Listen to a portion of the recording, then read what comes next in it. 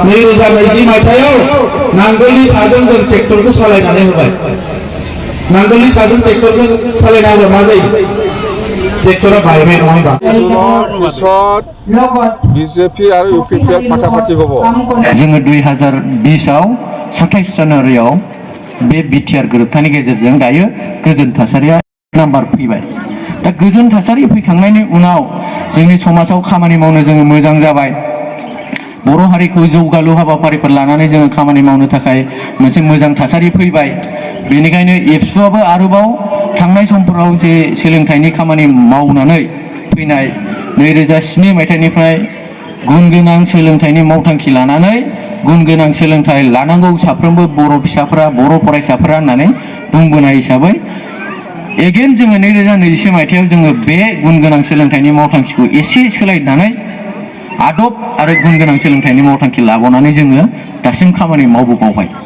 आरो दा देग्लाय जोङो एसे आलादा रोखोमै आलादा मेथडै मावबावसै होननानै गुन गोनां सोलोंथाइनि जांख्रिखांनाय होननाय मोनसे मावथांखि लानानै जोङो दायो हाबा मावफिनलायबाय दा जोङो बे हाबाफारिफोरखौ जुदि जाफुंसार खालामनांगौब्ला नोंथांमोननि नैबेफोरबायदि एजेन्डा नैबेफोरबायदि हाबाफारियाबो मोनफा मोनफा पार्ट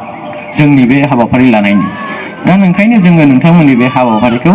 दिनै बरायनानै लादों आरो बेबायदि हाबाफारिखौ जाबाय थानायखौ जोङो लुबैयो दुलाराय बर' फरायसा आफाद हिसाबै दा दिनै जोंहा हारि हिसाबै जुदि सिनायथि लानोब्ला मुलुगाव जुदि जोङो हारि हिसाबै सिनायथि लानांगौब्ला जोंनाव गासिबो दंजोबखायो गावहानो जोंहा मोनसे राव दङ गावहानो जोंहा थुनलाइ दङ गावहानो जोंहा माने बिजों दङ गावहानो जोंहा गाननाय जोमनाय दख'ना गामसा जोमग्रा आर'नाइ फालि जोंहा गावहानो एभ्रिथिं गासिबो दंजोबखायो दा ओंखायनो जोङो बेखौ गासिखौबो लांफानानै जिहेतु जोंनि जे सिमां बे सिमां गेरेमसा हारि दानायनि सिमाङा नै बेफोरबायदिखौ फोथांनानै लांनायानो जोंनि हारि दानायनि मोनसे सिमां आरो दा बेयाव जोङो जोंनि गाननाय गामसाया जोंनि जों बुङोमोन जोंनि जोमनाय जोमग्राया जोंनि जोंनि होननानै बहाथो लिरनाय दंमोन गैयामोन नाथाय जोङो बेबायदि हाबाफारिखौ नैबे 2020 मायथाइनि उनाव प्रमद बर' सरकार फैखांनायनि उनाव आसामाव डक्टर हिमन्त बिश्व शर्मानि सरकार फैखांनायनि उनाव आसामाव इउजि ब्रह्म सारमोननि मिनिस्टार मोनखांनायनि उनाव दायो नै बेफोरबायदि हारि सिनायथि होनाय हाबाफारिफोरखौ लानो हादों दिनै GI टेग होननाय मोनसे सोदोबखौ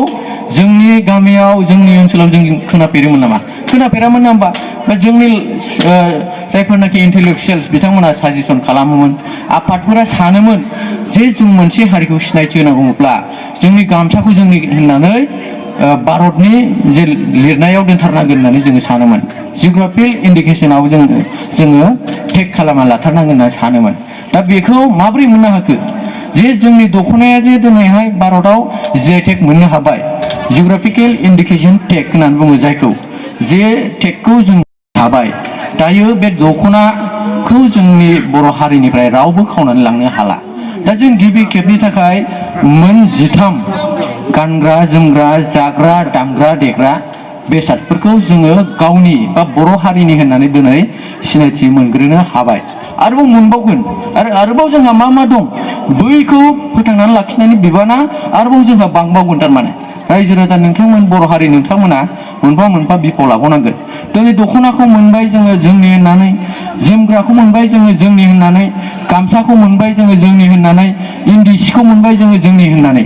बियो गानग्रा जोमग्रा जि जोमाव गोग्लैबाय दानिया जोंना जाग्रा लोंग्रायावबोथ' जोङो जोंनि आंगो होननानै माखौबा जों बुंनानै लानो हायो बेखौबोथ' जों मोननो हाबाय जोङो खारदैखौ जोङो जोंनि होननानै मोननो हाबाय गंगार दुन्दियाखौ जोङो जोंनि होननानै दिनै लानो थाखाय बुंनानै लानो हाबाय दा बेफोरबायदि माने जोंनि गेजेराव खेरादाफिनि होननायबो दङ बे खेरादाफिनिखौबो जोङो जोंनि बा बर' हारिजों मोनसे सोमोन्दो गोनां बेबो मैगं बेखौ जोङो दिनै बर' हारिनि होननानै बुंनानै लानो हाबाय दानिया फैदो जों मोनसेया जाहैबाय दामग्रा देग्रा जोंथ' बैसागु रंजालि बैसागु होननानै जों बयबो रंजाबाय दाना बैसागुखौ जों माजों फालियो बेखौथ' जों जोंनि होननानैल' लायोमोन बेखौबो दिनैहाय जोङो टेग खालामना लानो हाबाय बेवहाय खाम सिफुं सेरजा गंगोना थरखा बे मोनबा आइटेम्स जायनाखि बहुत इम्पर्टेन्ट बियो बे दामग्रा देग्रा नङाब्लानो रंजालि बैसागुआ जाया बैफोर आगजु नङाब्लानो बे मोनबा आइटेम्सआ जोंनि होननानै दिनै जोङो सिनायथि मोननो हाबाय। जोंनि बे आर'नाइखौ लायो, बे आर'नाइया जोंनि होननानै जोङो माबोरै सिनायथि होगोन ना होमबा? बेखौ नों लानांगोन, बेखौ नों बाहायनांगोन, बेखौ नोङो बैसागुआव बाहायनांगोन, बेखौ नोङो धोरोम सिबिनायाव बाहायनांगोन, बेखौ नोङो ब्रह्म धर्मनि जे फुजा जायोब्ला जों बाहायनांगोन, बाथौ धोरोम सिबियोब्ला जों बाहायनांगोन, ख्रिस्टियानफोरा जुदि ख्रिस्ट'खौ सिबियारिफोरा जुदि गिर्जायाव हाबब्ला बाहायनांगोन, बर'फोरा हाल खदाल बायदिसिना खामानि मावनायाव जों बाहायनांगोन। अब्ला जों बेखौ आरोबाव टेग खालामना लानो हागोन। आरो जों मोनथिदों जे आर'नाइयाबो थाबैनो खम समनि गेजेराव बेखौबो जोङो जोंनि होननानै बुंनानै लानो हागोन। दा जेरै जों दख'नाखौ जुदि जों जोंनि होननानै लानो हादोंब्ला, गंगोनाखौ जुदि जों जोंनि होननानै लानो हादोंब्ला, गंगोनाखौ दहाय सासे सारा जोंना सारा मेथाइ खननानै दिन्थिलांबाय ना होमबा? बैफोर मेथाइयाबो निस्सय नैबेहाय क्राइटेरिया हिसाबै फुलफिल खालामदों जानो हानाय ना होमबा? माखासे ओंखायनो बुहुत क्राइटेरिया जुदि थायोब्ला जों बे बुस्थुखौ बा बेफोरबायदि बेसादखौ जोङो माने गुबुनजों सेजानाय मोनसे जेबो माने रावबो जोंनिफ्राय लांनो हानाय नङा आरोखि। जिल्লা হিসাবে আজি 3টা মিটিং আছে আমার আগন্তুক নির্বাচনটো লৈ পেলাই। আজি ফার্স্ট টেবি তোলাত হৈছে, ইয়াৰ পিছত আৰু 2টা মিটিং আছে। মুঠতে BPF দলৰ হৈ পেলাই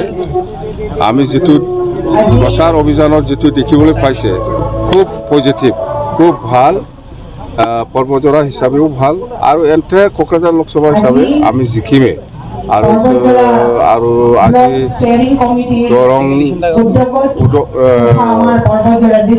দৰং ওদালগুৰি যিটো লোকসভা ইয়াতো ভোট হৈ আছে। এতিয়া আমি যিখিনি পাই আছোঁ মুঠতে আমাৰ BPF দলে উইনাৰ হ'বলৈ গৈ আছে। বিৰাট ভাল, আচ্ছা বিৰাট ভাল। সেইখিনি আপোনালোকৰ কোকৰাঝাৰ লোকসভা কিমান ডিফাৰেঞ্চ হ'ব? ডিফাৰেঞ্চটো দৰং ওদালগুৰি আৰু কোকৰাঝাৰ প্ৰায় ছেম হ'ব। 2 লাখ ডিফাৰেঞ্চটো থাকিব, 2 লাখ ডিফাৰেঞ্চ থাকিব। মুঠতে খুব ভাল, দৰং ওদালগুৰিটো বিৰাট ভাল আৰু কোকৰাঝাৰো ভাল। সেইখিনি আপুনি নিৰ্বাচনৰ পিছত NDA ছাপোৰ্ট কৰিব না NDA এইটো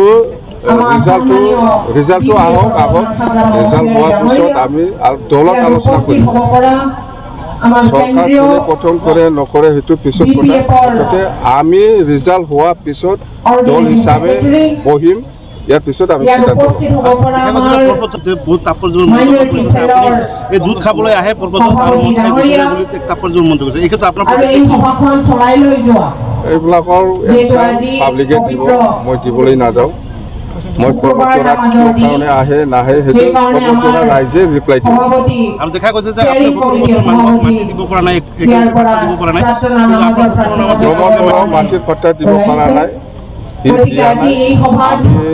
17 বছৰত বহুত মানুহৰ মাটিৰ পাট্টা দিয়া আছে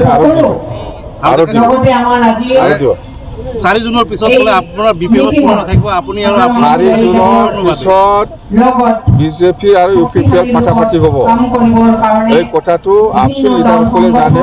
UPPF লিডাৰসকলে জানে, কিন্তু ইহঁতে দলৰ লেভেলত গ্ৰাছৰুট লেভেলত এইটো লুকাই পেলাই ৰাখিছে। ইহঁতে এইকাৰণে কৈছোঁ মই এতিয়া খাৱাৰ কাম চলি আছে। ইহঁতৰ যিমান পাৰে যিমান লুটি আছে আমাৰ চৰকাৰ নাথাকিব বুলি UPPF জানে। UPPF আৰু BJP ফাটাফাটি হ'ব, এইটো চিয়ৰ।